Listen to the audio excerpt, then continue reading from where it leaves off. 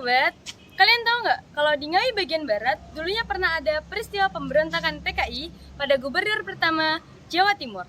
Dan sekarang peristiwa tersebut diabadikan di Monumen Suryo, tepatnya di Desa Planglor, Kecamatan Kedunggalar. Tiga akan mengulik catatan kisah kematian gubernur pertama Jawa Timur. Saya Adila Wayu Pradana, Eva Latifah, Radiska Eka Yulfa Wafianti, Rizky Arthur Utama, Zafirani Iveliana Balkis. Nah, teman-teman, sekarang kita sudah berada di depan gerbang Monumen Suryo. Ketika kalian di depan gerbang, kalian akan memenuhi loket tiket. Jadi kalian harus beli tiket dahulu sebelum bisa masuk ke sini. Yuk kita lihat ke dalamnya.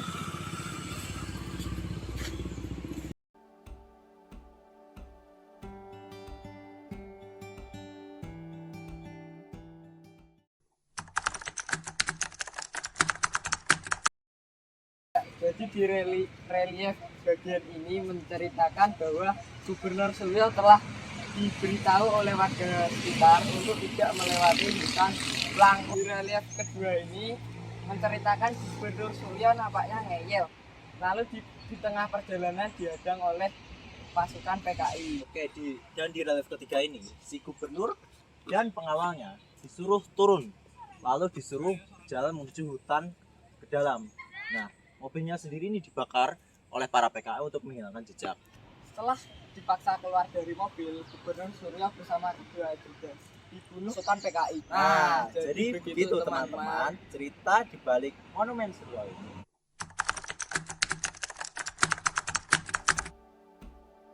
Kita sedang bersama siapa? Dengan Pak Supargen. Bapak di sini sudah berapa lama? Ya 1 tahun. Oh, sudah 1 tahun. Oh. Baru-baru ini ya? Ya.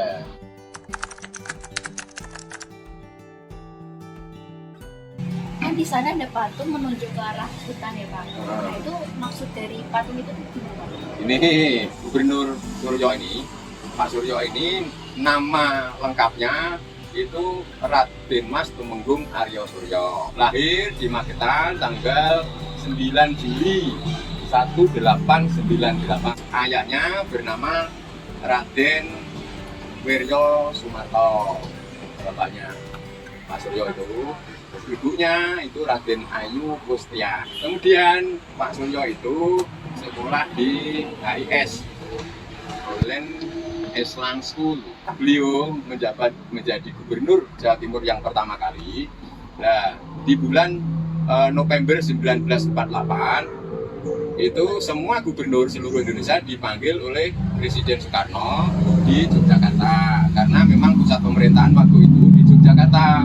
Jadi ibu kota pemerintahan Indonesia itu dulu di Yogyakarta, bukan di Jakarta sana tapi di Yogyakarta. Nah, sepulang dari Jakarta, beliau itu karena bersama dengan 2 pengawal perwira polisi itu sempat dihadang oleh gerombolan PKI di hutan Planglor, Desa Planglor, Kecamatan Kedunggalar, Kabupaten Ngawi. Tuh. Nah, sebetulnya sampai di Desa Sidulaju itu juga sudah diperingatkan sama Ki Demangnya Sidulaju bahwa di hutan Planglor ini ada kelompok segerombolan PKI.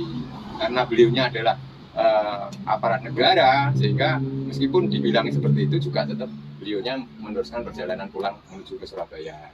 Kemudian setelah sampai di sini dihadang oleh segerombolan PKI itu, kemudian langsung diseret keluar, terus dibawa ke tengah hutan sana, yang ini sini loh, mengarah ke sana itu, mengarah ke Pelanggaran itu. Nah, di sana juga ada tugu tempat pembakaran mobilnya itu. Agak jauh kok, istilahnya 75 meter dari jalan raya ini. Setelah diseret keluar dari mobil, kemudian dihadang seperti reliefnya itu loh. Itu yang pertama dihadang tuh, nih yang tampak Pak Suryo tergosah itu, itu kemudian setelah dihadang, lah itu ditodong senjata itu, turun, istilahnya diseret dari mobil, itu terus dibawa ke tengah hutan, mobilnya dibakar. Setelah mobil itu dibakar di sana, kemudian Pak Suryo bersama 2 perwira polisi itu, M. Duryat sama Suroko, itu perwira polisi itu langsung dilucuti, dilepas bajunya, yang satu yang tidak, ajudan yang satunya itu yang tidak, sampai meninggalnya pun juga masih pakai tetap seperti itu. Terus disuret ke sana, dianiaya di Kali Kakak namanya, tempat penganiayaan dan dibunuhnya Pak Suryo bersama 2 perwira polisi. Setelah dianiaya dan dibunuh, kemudian keesokan harinya itu ditemukan oleh seorang pencari kayu bakar.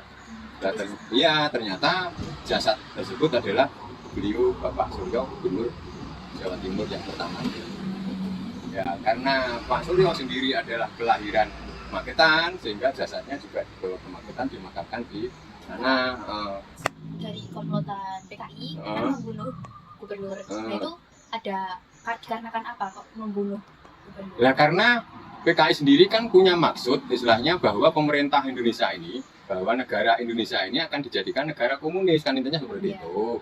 Sehingga pemberontakan PKI itu sangat kejam dan sadis, intinya gitu. Jadi orang-orang termasuk jenderal-jenderal itu terbunuh semua oleh PKI dikandung maksud agar Indonesia ini bisa menjadi negara komunis, intinya seperti itu. Kalau batu marmer itu Pak, yang ada di bawah itu kan seperti ada pesan, secari pesannya. Oh ya, Siapa yang membuat? ya yang membuat yaitu katakan saja sebuah kata mutiara yang ditulis oleh seorang ahli bahasa, katakan saja istilahnya sastrawan seperti seandainya saya masih hidup dan sebagainya itu kan.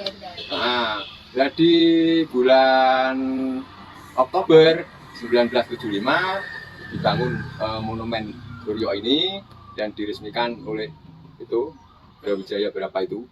Jadi sebagai tanda jasa beliau Bapak Suryo, intinya seperti itu. PKI itu atau bahaya laten itu bisa muncul sewaktu-waktu. Padahal di tahun 45 sudah merdeka. Namun di tahun 48 kan muncul gerakan PKI itu di 13 PKI ya. Bila itu maunya bahwa negara Indonesia ini akan dibuat negara komunis, intinya seperti itu. Setelah tahun 48 peristiwa PKI Madiun, kemudian muncul lagi di tahun 1965 juga PKI. Iya, gitu loh.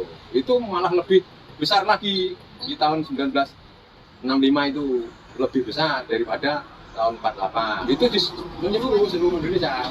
Iya, sampai itu loh. Kalau istilahnya di film G 13 PKI itu kan ada Dewan Jenderal yang dibunuh semua itu. Itu di tahun 65. Terima kasih ya Pak atas.